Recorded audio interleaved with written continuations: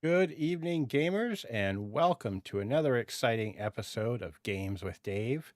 Tonight marks episode 20, and joining me all the way from Japan to talk about their map drawing and storytelling RPG zine project, Four Kingdoms, are Stephen Case and Jay Underwood from Tanuki Games. Thanks for joining me tonight, guys, and I'm so glad you could join me and we found a time that worked. And also, congratulations on funding in hours. That's awesome. Yeah, thank you so much. And thanks for having us. And thanks for backing us as well. My pleasure. I can't wait to play. Um, so to start out, could you guys tell me about your company, Tanuki Games, and what each of your roles are with the company?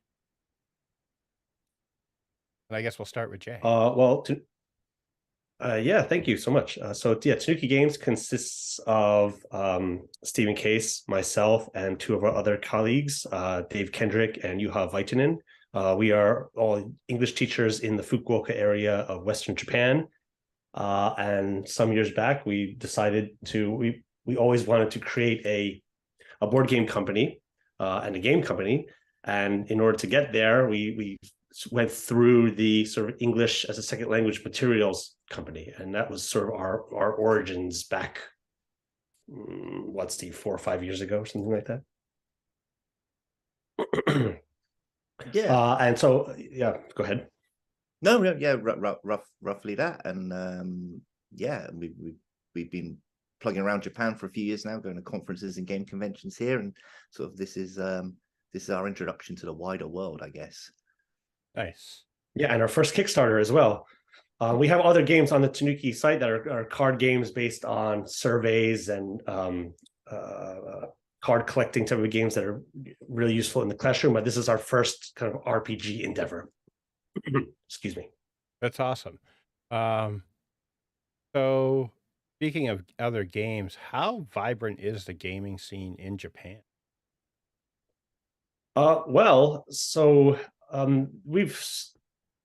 In the last few years, there board game cafes and like the scene has been kind of popping up all over the place. Yet I think most of the general public that I've spoken to still, when you talk about board games, they'll know, the Game of Life, Monopoly, and one other board game. That said, having had experience going to the Tokyo Game Mart, there's a really vibrant sort of creative atmosphere of designers and RPG players, and it's there, and it's just kind of maybe hidden within the so-called corporate structure of Japan, perhaps. I'm not sure. Would you like to add to that, Steve? Well, like as a sort of teacher who's like been using like games in the classroom for like the best part of a decade, when I first started bringing games in, like kids were like, it was hard to teach them the rules because they didn't really have much experience with anything beyond Uno or maybe a bit of Monopoly. And like, over the last 10 years, I bring in more and more abstract or like, more gamery games, and like kids are like, yeah, I know that one. We played with my friends last night. Like, so it's become, I joke with my students because they have a Call of Cthulhu club at school, at university, and they can pronounce Necronomicon better than they can pronounce English, other normal English words. And I'm like, what's going on? Like, you can pronounce the Elder Gods, but you can't say, oh, what's happening here? But yeah, Call of Cthulhu as an RPG game is really, really popular, as well as like One Night Werewolf is really popular. Yeah. There are sort of cafes dedicated to werewolf. It's massive, yeah. Wow, that's so cool. It's very, I mean, we might be getting ahead of ourselves here, but it's very like for want to bet some like woman centric as well. A lot of these cafes cater towards women and women's groups, like especially the RPG groups and stuff, as a place to sort of hang out with your friends and play games and stuff. So, like that's an interesting part of the Japan scene. That is really and to go back to introducing games to your students, as you've done, Steve, I've done the same thing, and the students have been so receptive to all these new ideas. It's like they kind of want it it seems that there's like the opportunity to play is now slowly starting to grow more and more, at least in my experience. I brought diplomacy in one day to play with them. They all quit school. And they all quit school. Yeah. I broke them. Oh, it's too much. So, Jay, you brought up the Tokyo Game Art. That was actually where you had first introduced Four Kingdoms, correct? Outside of the classroom? Yes, in Japanese. Yeah. And we were like, I mean, Tokyo Game Art is something else. It's we posted a blog about it on our website, but it's just compared to like what you might say, like, okay, let's get a booth at Comic Con or Dragon Con. It's like, okay, remortgage the house. Something about Tokyo Game Art is just has this real kind of community feel to it. It's very reasonable to get a booth in, for one. We're actually going to have 2 booths come May. Is it March? May? When's the next one? May. Yeah. But you get to talk to the designers, you get to play games with the designers, and it's just massive. It's something you can't see in a single day unless you're a lunatic. It's just because there's just so you want to see every booth and every new thing and all these creative ideas, and it's just a overwhelmingly positive experience. And going back to like school stuff, a lot of because the bartender is so low, and it's it almost resembles a flea market in some ways, in the sort of level of sort of production values. People just rocking up with suitcases and emptying their suitcases. So many like university clubs that have like made their own game and just rock up and just see what happens, and it's really fun in that sort of respect. Yeah, and you'll have those type of booths next to like Asmodee. Oh wow. And very much within kind of like Japanese culture, like at the start, once everyone's set up and they're about to let in all of the customers or whatnot, everyone kind of stands up and they do an announcement, everyone claps, and it's just it's just very, very part of the society. Then when everything's done, they congratulate everyone gives themselves a round of applause, and you get to chatting and going out with each other, and yeah. That going out for coffee awesome. and beers with the other designers. Yeah, it's really fun. I would love to make it over to Japan just for that. But if you don't mind, I kind of want to do a mini shout out to like the reasons we decided to go to Game Art is because there's a company called Big Cat Games that like bring like more small Japanese games across to America, and they did a whole stream about the Tokyo Game Art and how it all works. And just watching that stream was like just telling us that we were allowed to do this, like anybody can go and do this was a great thing. And I just want to say that, like when creatives are like, should I put something out there, and we'll talk about that with Kickstarter later maybe, is just you're allowed to do it. Like there's no gatekeeping involved. You're allowed to. That's awesome. Yeah, you're not infringing on anyone's turf or something. So Paul Power to Big Cat Games. Paul Power. You was just put Paul Power in there. So I guess some Paul Power in there. Yeah. You heard it here first. A spontaneous jazz hands and Paul Power. Bring it on. Yeah, jazz hands. Meow meow meow. Yeah. Jazz pause.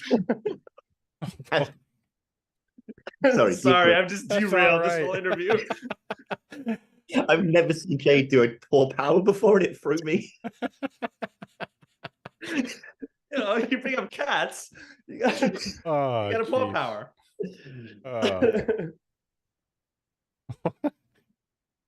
Sorry, Dave. You're quite all right. Yeah, I'm having a blast. So, for folks that may just be learning about Four Kingdoms, can you tell them just how easy it is to set it up and what they need to play? Yeah, easy. Once you've gotten a few pieces of paper, a deck of cards, and some friends and colored pencils, you're ready to go. I mean, that's it. You don't need any knowledge of RPG gaming. You don't need to know what THAC0 is. I'm showing my age here a little bit, but it's the first few pages of the rule book explain what you need to do, and it just follows a step-by-step process. Take some pieces of paper, put them together, get a deck of cards, prepare them in a certain way, and you're off. And then you just follow a few prompts and you're already playing the game. Wow. That's it. And Yeah. that was one of the sorry, Steve, go ahead.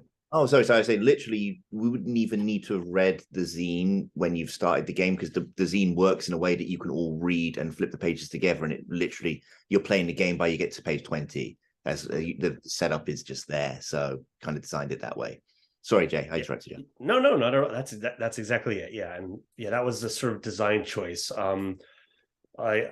As much as I love RPG gaming, there is, I think, still a bit of a barrier to entry to those that don't know RPG gaming. And you see these lofty tomes, and you not only you got to buy this book, but you got to buy this book as well, and you got to buy all these together to play the game. And so, well, but storytelling goes back to, right, being a bit hyperbolic and lofty here, but to just sitting around the campfire and telling stories. And we just want to get to that. Just get to that fun moment where you're sharing times and telling stories with people, and that's role playing in its essence, I think. It really is. Yeah.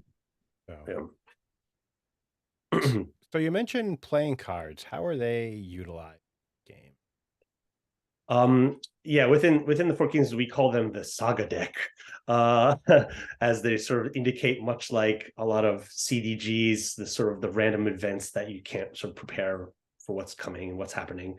And yet through the turning over of one card to the next, they sort of weave together this sort of ongoing narrative. And so what we've done is we've, much like a lot of other games out there, we've sort of grouped the suits into kind of several factors, like love and nature, or science and conflict and struggle, and laws and finance and whatnot. And so as you draw these cards, you're compelled to direct the story into this sort of like prototypical narrative form. So if I draw a heart, I'm now thinking about sort of the love genre. Now I go there and I take a look at the list of prompts to see what card I've drawn, and then follow the story that way. But in addition to that, in early playtesting, we thought that if you're just drawing cards, well, there's a little bit less player control there. So within Four Kingdoms, each player gets a hand of 3 cards to start, and at any point they could sort of trump the card that they've drawn in order to say, like, well, that event doesn't quite fit the narrative that I want to tell for this part of the story, and so they can sort of direct the narrative their way. What was the original question? Well, how are the cards utilized in the game? And you were doing it. You were doing just fine, I think. Well, so the cards are this sort of the scenes throughout the game, and then players are really encouraged to just to go at length with their improvisation and role play as long as they want with each card that's drawn. I mean, it could be from a sentence to a 15-minute discussion back and forth between players. But ultimately, the game will end once the 4th ace is drawn. The aces act as sort of like act breaks that then introduce a crisis, heighten the crisis, and then potentially resolve the crisis based on the story.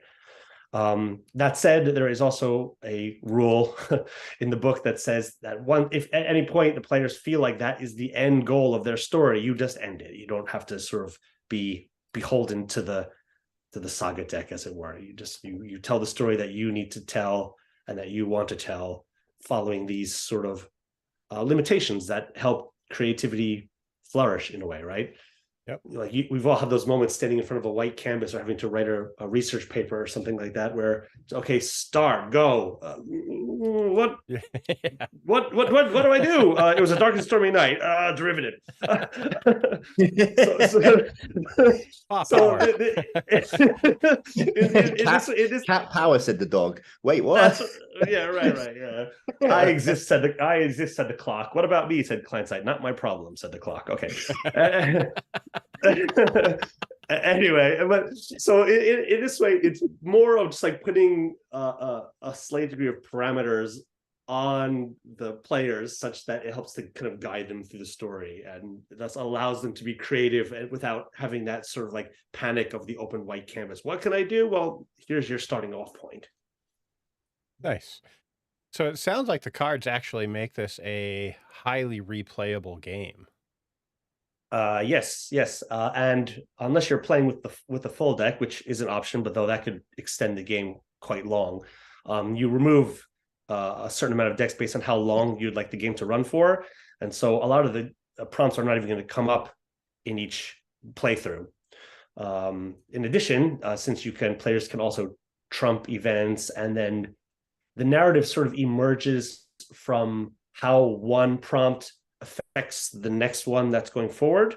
So you could draw a card that says, a romance blossoms between two characters, and so then you start telling this story. Oh, perhaps my kingdom's ruler romances this other kingdom's ruler. Then the next card is, someone's kidnapped, and they say, okay, well, I'm gonna then steal the prince or the princess or whatever.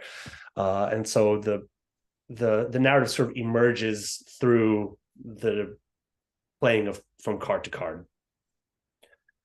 Anything to add there, Steve? Well, I'll just say on the point of replayability, I think I've played it about, I guess, 20 times in the last year, and it seems mandatory that one of the four kingdoms will somehow involve cats. So there is always, I don't know, and it's not just us playing it, it's just whenever we see people playing it online, always one person has some kind of cat-related kingdom. I think that's mandatory for the game now, Jay, I believe. Maybe they're just easy to draw. I think so. I mean, when we streamed even last week about no prompting, first player time play starts a cat kingdom. Yeah. Well, the cat gods are it's their slow sort of like almost like Cthulhu-esque way of taking over the world slowly. They're getting into our subconscious. I also want to say about the aces and the crises. The crises also, one of my favorite things about it is they also can represent sort of time jumps. So it can represent, we can as agree around the table that this is 100 years that have passed, or this is just a month that's passed, and you can update the maps and the drawings and bring in new stuff and sort of change the characters over, and you can tell this, epochal story rather than is that the right word? I just think I made that up. Rather than sort of a sort of one lifetime narrative, you can tell generational stories. Yeah. And to keep going on this a little bit, apologize if I'm getting ahead of myself, please stop me, Dave. But many of the times that we played it, we kind of just lean into the really high fantasy, and I don't mean this pejoratively, but this kind of just a silly aspect of it, cats with business suits and slimes and whatever. But at the same time, players may also wish to sort of kind of lean into a slightly more serious arc with it, and rather than actually drawing out comic characters on the board, they could also choose to sort of my capital is here, drawing a little star for the capital, and then drawing roads to connect cities and whatnot, and it could be totally played that way as well. The parameters are, we would hope that players take the parameters that are within the game and just use them as jumping off points to then kind of create their own ideas with it. It's more of a modular toolbox of things that you can then use to then create this story but in the way that you want, in a way. Following genre elements. Let's tell a sci-fi story, or let's tell a western. Let's tell a completely free formed story about cats attacking robot salarymen, right? It's up to the players and how they feel like they want to go with it. I'm definitely digging the cat vibe. Yeah, that seems to be the running theme of today's discussion. Is cat. Full Yeah, power. I actually had to Full lock power. my cat up, or she would be walking right across the desk right now and just pausing to look like, who are these guys? Yeah, they seem to know when a live stream is happening, right? You always see one just like walk right by, or like A human said poor power. a human said pop power. It's working. Report to the elders. The Report to the conquest has elders. begun. That's right. Yes, it is a full moon tonight. Yes. Head to the great glade. Singing memory. Okay. What are we doing? Oh boy. What most humans do is like, adding more character to cats than they actually maybe have. Yeah. Oh. So what are some of the, I want to make sure I ask this right. What are some of the more unique characteristics of this game that people haven't necessarily seen in other games? Well, there are a lot of map making games out there. I think one of the unique things in this game is that rather than on one piece of paper, you're using multiple pieces of paper that act as one large map. And there are several large prompts that actually create kind of manipulation of the paper itself. So, spoiler alert or whatever. There are some that kind of get you to like, tear some of the paper up a little bit and, remove some and like shift them around. And so you've got you're manipulating the artifact of the game more than just drawing on it to a certain extent. In addition, rather than just drawing on the map, you're also playing with a deck of like maybe index cards or small pieces of paper that can act as like characters and items that can thus sort of move around the map. And in that way players are encouraged to come up with almost like tactics if you wanted to do like my character's moving down this road, down this trade route to go here and whatnot. And again, it has this, that's a part of the modular aspect to it that we're hoping that players actually bring ideas back to us. Oh, I've used it this way, I've done it this way. So I think that's my long-winded answer. I think like the obviously like games, obviously like the Quiet Year probably kickstarted the entire kind of map drawing genre as a goal. This game tells a more sweeping epic story compared to like Quiet Year's like very like beautiful little survival story that it wants to tell. So it tells a very different story. And like other map making games, they're not totally concerned with a map being the end product. What I really enjoy about Four Kingdoms is the sort of, and how we're going to go forward with Tanuki Games zines in the future, is this creation of an artistic artifact at the end of the game. Like I love improv and things like this, but like it's sometimes in the ether what you created, like just having like an artistic artifact at the end of a game is something quite nice, something that's been collaboratively made together and you can all look at and go, like one thing that we haven't talked about so far is like you've all got a piece of paper at the beginning, but once you've gone through one of the act break for the aces, one of the rules in the game is you're allowed to draw on other people's pieces of paper. It's very much a yes and situation. Obviously you don't like get a black pen and just draw X's on other people's paper, although if they consent, go ahead. We there's rules in the book about like tear up the piece of paper, get some paint out, like that kind of thing. Erase. Erase, exactly that. Like I love the game Norlandia. I don't know if you ever played that one, where you create like a sort of crime board, and at the end it's just this beautiful artifact like of your investigation. And this is the type of game I think we're going to be making in the future as well. And so I think that's what makes it kind of different. It's this above the table storytelling, but you have this thing you've collaboratively made together in the middle of the table at the end. That does sound very. Yeah, we have some ideas mulling in the background that with the use of music, but well, that's for another conversation.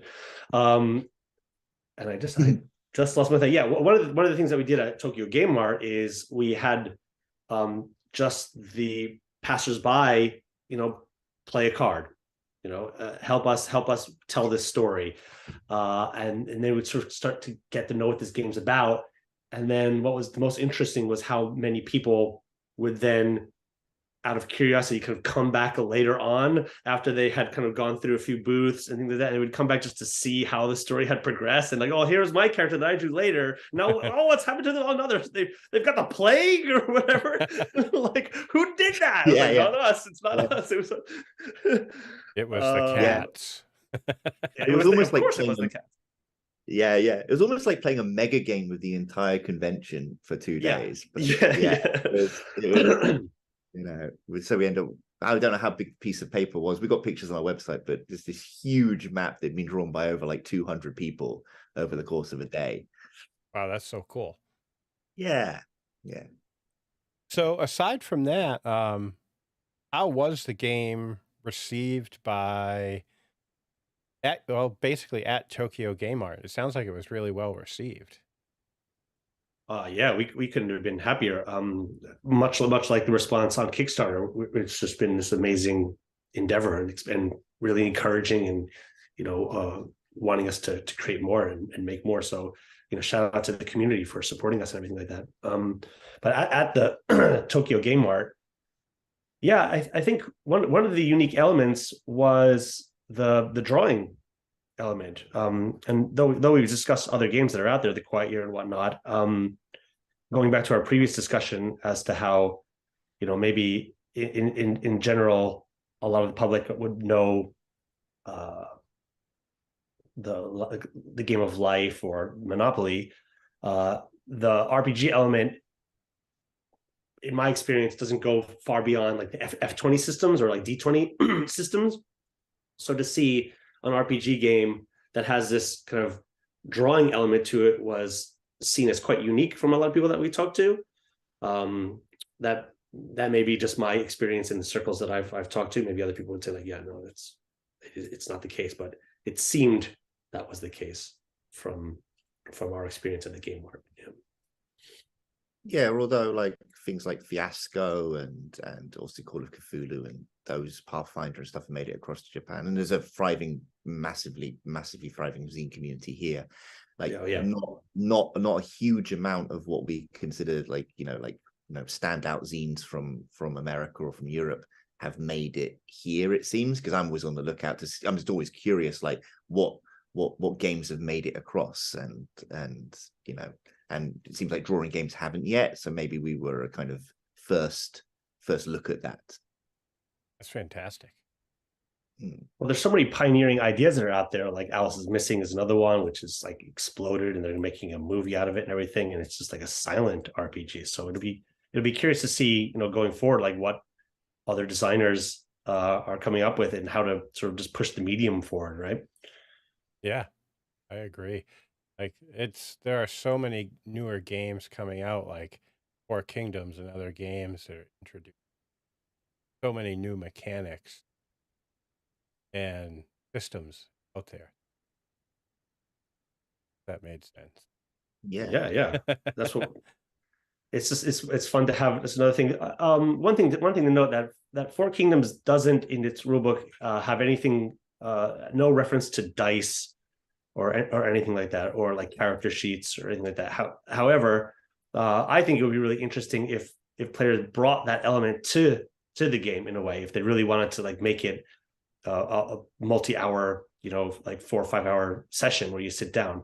The game as is meant to be played in quite a short period of time, with friends laughing and telling stories. But if they wanted to sort of put that crunch into it, why not do that? Give your character stats.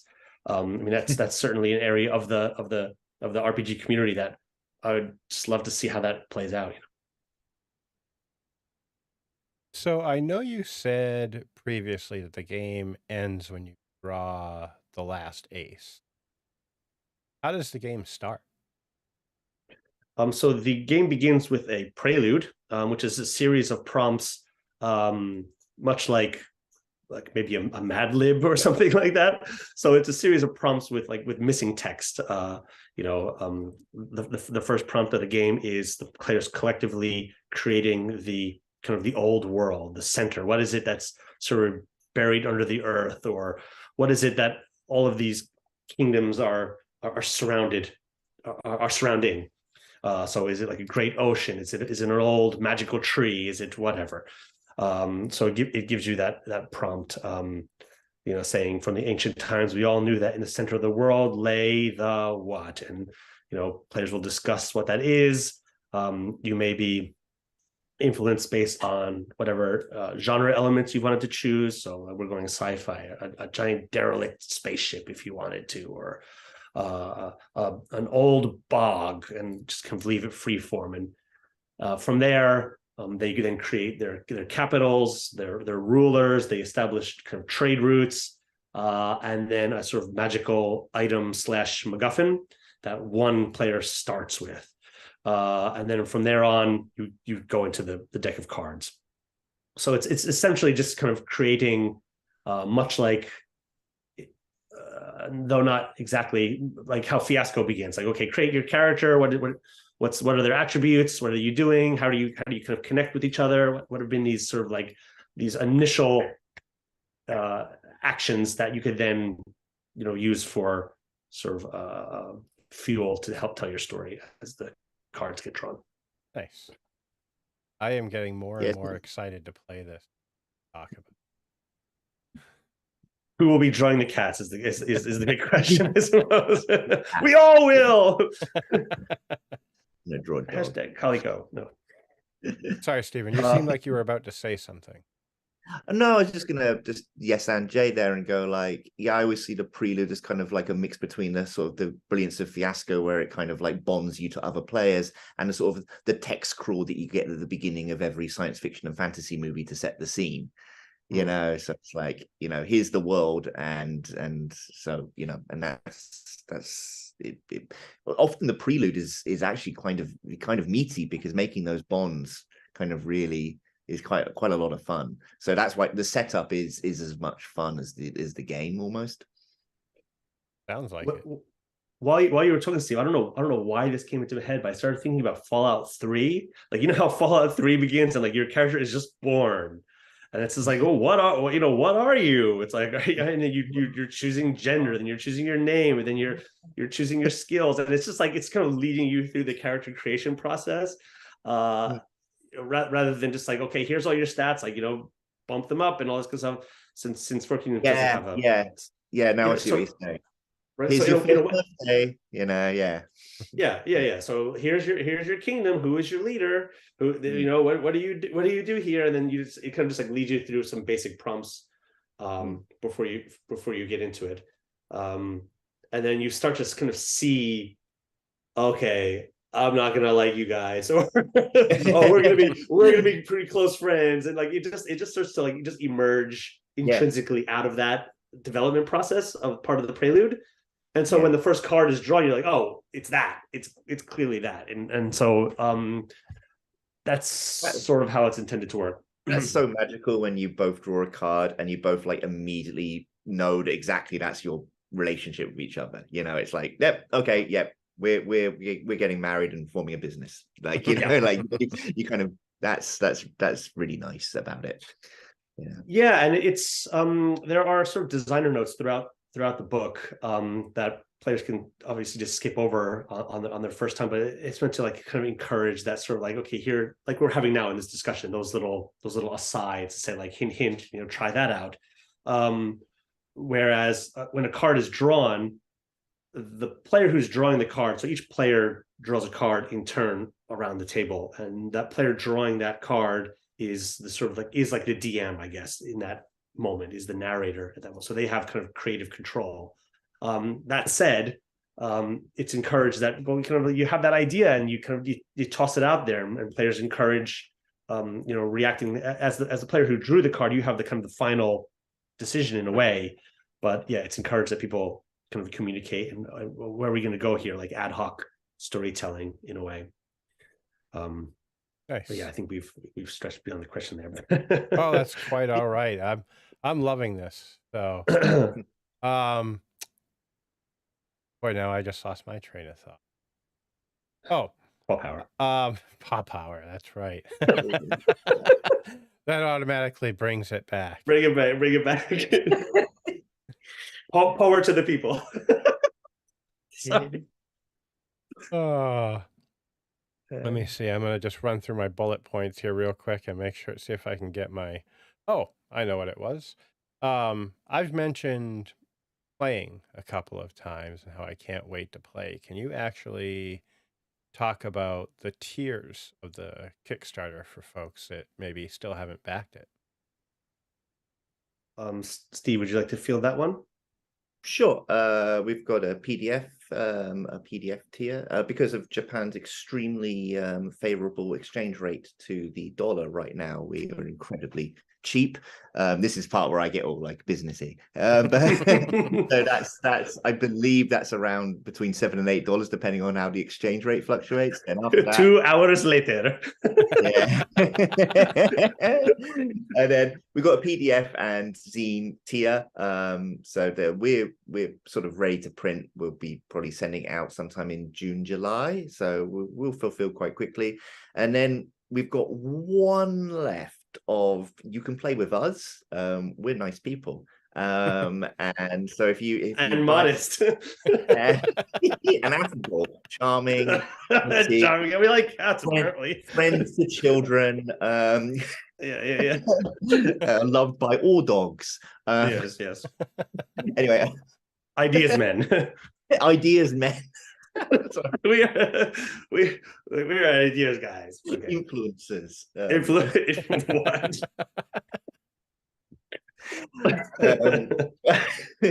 And then, but we've got one more, and that's sort of just it was basically you get the zine and the PDF, but also within the next like 6 months, you just play with us like a 3-hour play session. That's how long you can play online.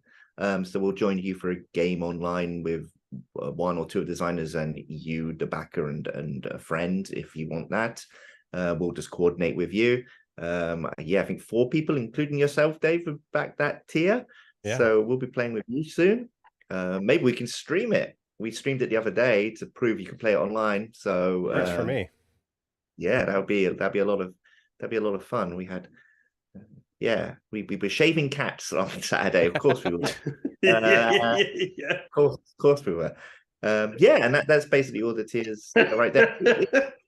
It's our first Kickstarter, so we wanted to be sort of modest with what we could achieve, and so we have we've reached our stretch goal, which is part of the game is you build a magical MacGuffin, a secret item that gets passed around, something to make some tension or create some stories between the kingdoms. And we've got some friends who are artists who are going to draw 52 different items based off the random tables in our books, and that's going to be added as the PDF at the back that you can you can cut out and use those as a random deck, and everyone who backs the physical zine will also get one of those random items in their book. So that will be just a little thank you. It doesn't affect the game in any meaningful way, but it's just a thank you for backing us.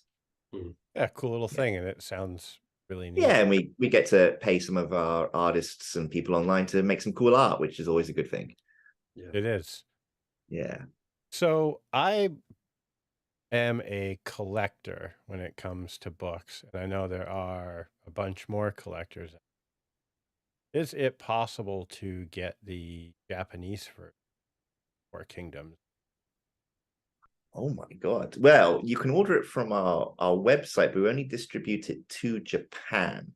But if people are interested in the Japanese version, get in touch with us and we can send it.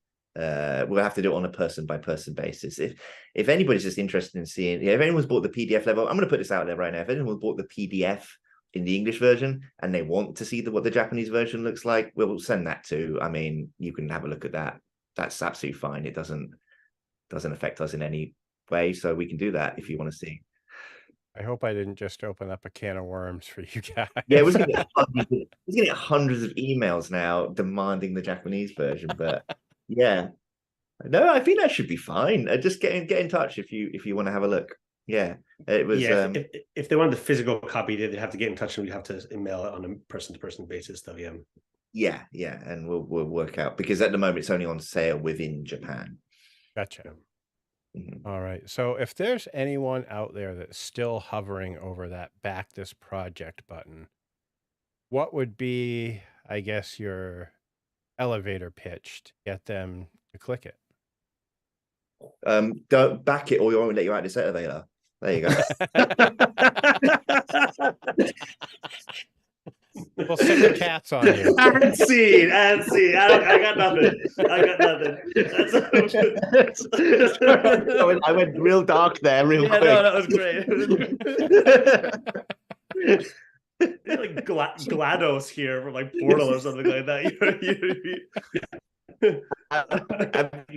Have you got a better one, Jay? No, that is the best answer. I feel like I do like the Puss in Boots sort of like blink and cute eyes and see if that works. You know what I mean? I'll play good cop to your bad cop or something like that. Okay, no, don't listen to him. Don't listen to him. You want him back in here again? He'll come back in again if you really want him. He's serious. He hasn't let me out yet. Yeah, he hasn't let me out. Yeah, exactly. And I wrote the damn thing.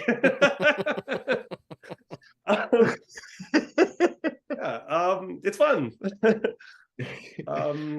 Well, I suppose it's only as fun as the group of people that you're bringing on the table, but hopefully you're bringing around friends and people that you like playing games with. You're not bringing around a bunch of jerks, right? But to the people who have backed us, like when you play the game, do share the sort of the pictures you've made and things like that.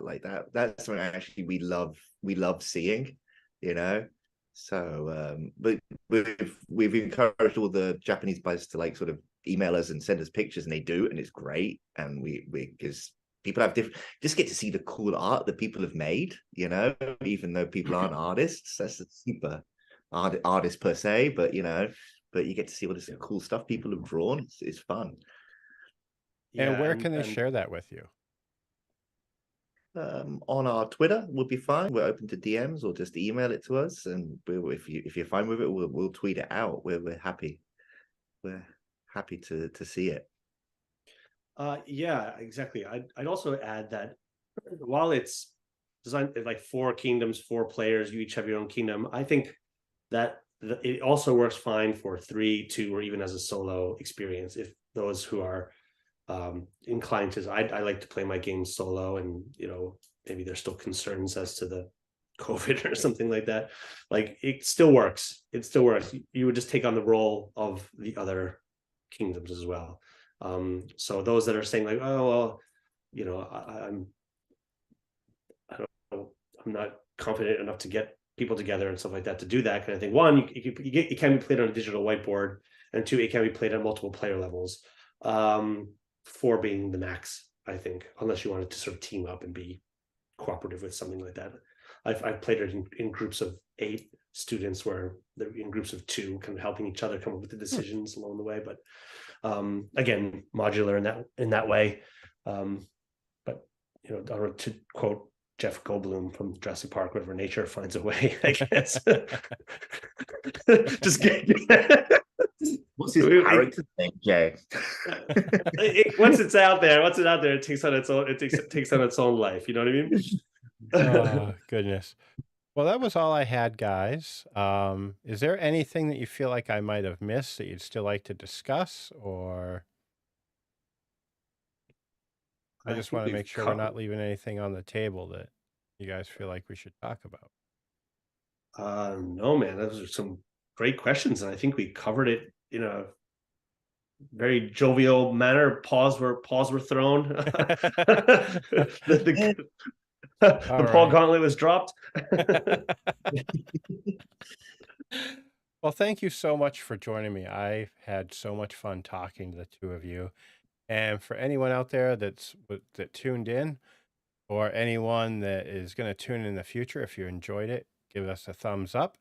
And be sure to check out Tanuki Games and back 4 Kingdoms while you still have time. When does the Kickstarter end?